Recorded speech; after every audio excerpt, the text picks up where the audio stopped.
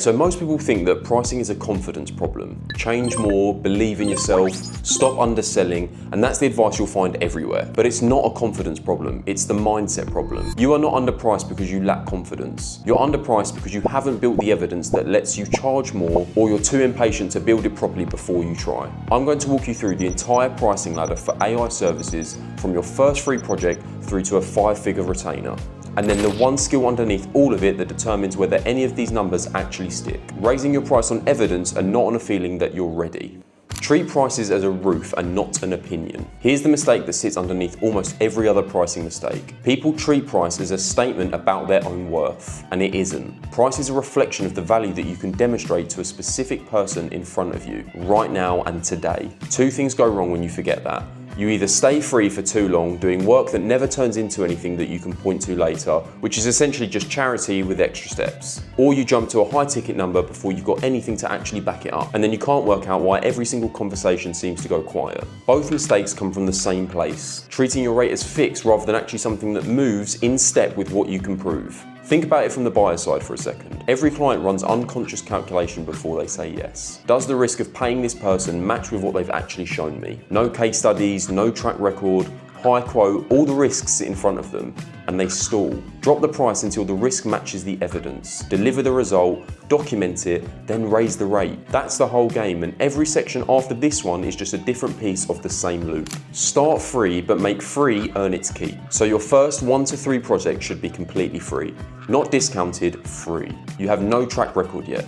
And asking someone to pay you to learn on their business is a bit rich, quite frankly. But free does not mean casual. Free work is only an investment if it produces something that you can use in the next sales conversation. If it doesn't, you've just done them a favor. So before you take on a free project, decide what you're extracting from it. You want a specific, measurable result, not it went well, but something like cut response time on inbound leads from 4 hours to under 2 minutes. And you want that pinned down before you even start building. And pick your clients for this stage very carefully. You're not looking for the easiest yes, you're looking for whoever gives you the clearest before and after. A messy, unglamorous problem with a number attached always beats a flashy build with nothing to measure. Extract everything before you move on. Once a free project is live and the client's happy, you're sitting on an asset that most beginners just leave on the table. You've got their result, their trust, and access to everyone that they know. And that's worth a hell of a lot more than the invoice that you didn't send them. Get 4 things before you consider that the project's closed. So the specific number, hours saved, leads captured, no shows reduced, whatever it is, pin it down precisely. A written testimonial asked for within the first 2 weeks with a prompt like, what was the problem before, what changed, and what would you tell someone thinking about working with us? A short video testimonial if you can get it, because 60 seconds on a phone beats any written review. Because the face and the voice do work that, quite frankly, text can't do. And permissions to use their name and logo. And always ask directly. A testimonial with a real name on it carries 10 times more weight of an anonymous one. And most happy clients will say yes without a second thought. Then make the referral ask, and make it specific. Vague asks get vague results. By saying, let me know if you know anyone, will get you nothing. Do you know any other dental practices with a front desk team dealing with the same no-show problems will always get you an actual name. So something like this will work well. I'm building out my client base right now. If you know any other businesses who could use something like what we built you, I'll give you a 10% of whatever they pay me as a thank you. No paperwork, no complexity. If your next client pays £1,000, they get £100. It costs you nothing until it actually works. Climb the ladder deliberately. Once you've got that first documented result, you move off of free and you move on to the paying ladder. And each stage has a job to do. Projects 4 through 6 sit somewhere around £250 to £200. Low enough for a fast yes and high enough that it feels like a real transaction rather than a favour. You move off this stage once you've got 2 or 3 testimonials and your delivery's got noticeably faster. Projects 7 through 10 sit around £500 to £1,500. You've got multiple testimonials now, sharper outreach and a clearer scope. You're looking for consistent results and the early signs of niche authority, and people starting to associate you with a specific type of problem. And then around months 6 to 12, you're now into the 2 to 5,000 range. And this is where you've got an actual track record and the ROI conversation gets super easy because you've got the numbers behind it rather than just promises. Year 2 onwards, 5 to 15,000 plus. You're the known expert at this point, Clients refer you without even being asked, and the scope of what you're selling shifts from build me this thing to actual strategy. Past this is just scale, 15 to 50,000 plus, built on retained relationships and productized offerings, where revenue stops being tied directly to your hours. Your price at month 1 should never be your price at month 6. That's not aggressive, it's just accurate. Staying underpriced once you actually have the proof does not read as generous to a buyer. It reads as unsure of yourself, which is the opposite of what you're going for. Know the triggers and not the vibes. Here's the actual skill underneath everything else in this video. And it's the one thing that separates people who scale their rates properly from people who either stall for years, underpriced, or price themselves out of the market by guessing. Never raise your price because you feel ready. Raise it because a specific trigger has fired. So here are 5 to watch for. You're turning work away. If you're at capacity and still getting inquiries, your price is too low. Full stop. Raise it until the volume settles to something manageable. You've got 3 or more documented results in the same niche. That's the point where the risk to reward maths genuinely shifts for a new buyer looking at you. Your delivery time has dropped significantly. If a build that took you 40 hours now takes you 15, your output per hour has gone up and the client's results hasn't changed. That's a pricing event and not a discount opportunity.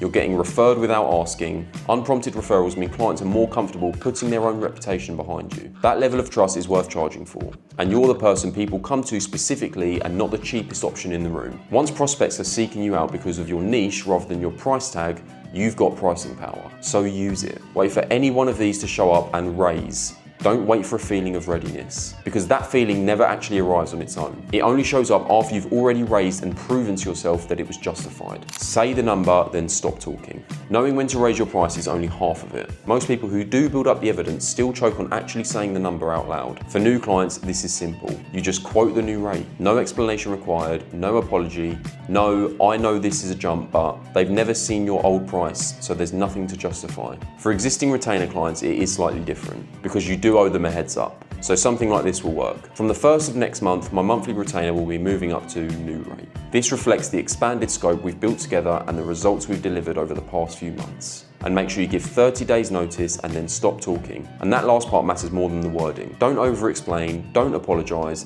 don't feel the silence that follows. Most clients who are genuinely getting value from you will accept a reasonable increase without pushback. And if you keep talking past the point of stating it, you start to sound like you're trying to convince yourself as much as them. Price on what it returns and not what it costs. So the ceiling on hourly project pricing is always your available hours in the week. The ceiling on outcome pricing is the size of the problem that you're solving, which is a much, much bigger number. As soon as you can quantify that your solution actually delivers, stop leading with what it costs you to build and start leading with what it returns to them. And this is why the second thing you establish on every discovery call, right after the problem itself, is the financial impact of that problem. 5 missed calls a day at £200 of average job value is over £20,000 a month of lost revenue. 12 hours a week of manual invoice chasing is a couple of thousand in staff time every single month. That monthly cost is your pricing anchor, not your hours. Now, as a rule of thumb, your monthly retainer should land somewhere between 10 and 20% of the monthly value that you're delivering to them. Below 10%, you're leaving money on the table. Above 20, the ROI case gets genuinely harder to defend, even if the work that you provide is good. Handle the objection under the objection. Price objections almost never mean what they say. There are really only 3 things under them. The ROI hasn't landed yet, the risk feels too high, or the urgency isn't there. Answer the real one, not the one that they say out loud. So if they say it's a bit expensive, that usually means that the numbers haven't clicked yet. So go back to them directly. You mentioned this is costing you around X a month right now. At this rate, you'd recoup that in the first few weeks of running it. Does the maths not work for you on that? Can you do it cheaper usually means they want the result, but they're trying to reduce their own risk. Don't discount, reduce the scope instead. So say something like, I'd rather not cut the price because that usually means cutting what we deliver. What I can do is start with the highest impact piece at a lower entry point, prove it out and then build from there. If they say I need time to think about it, that usually means that the urgency hasn't been made real. So anchor them back to the cost of waiting. So of course, take the time you need. Every month this stays unsolved is another X in missed calls or staff time or lost leads. I'm here when you're ready. If they say something like, we don't have the budget right now. Now this is sometimes genuine, but sometimes it's avoidance. And one question will tell you which. That's fine. Is it a timing issue or is the ROI case not strong enough yet? I ask because if it's the second one, I'd rather sort that now. Now notice what none of these do. None of them argue and none of them drop the price on the spot. You're addressing their actual concern.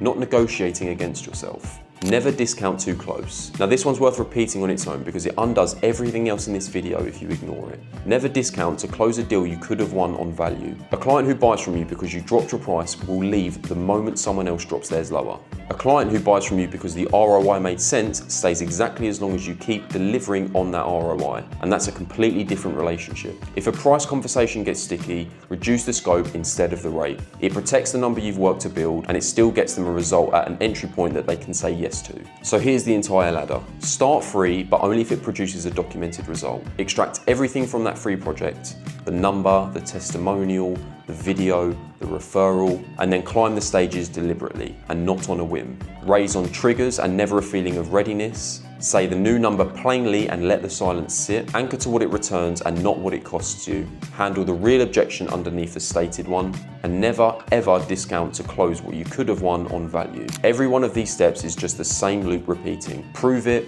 price it, raise it over and over at bigger and bigger numbers for as long as you're in this. Now, if you want the other half of this and how you actually get in front of these clients in the first place, that's the outreach and sales call system that we covered in the last video. Put these two together and you've got the whole front half of the business covered, from the first message through to a closed deal at a price that actually reflects what you're worth.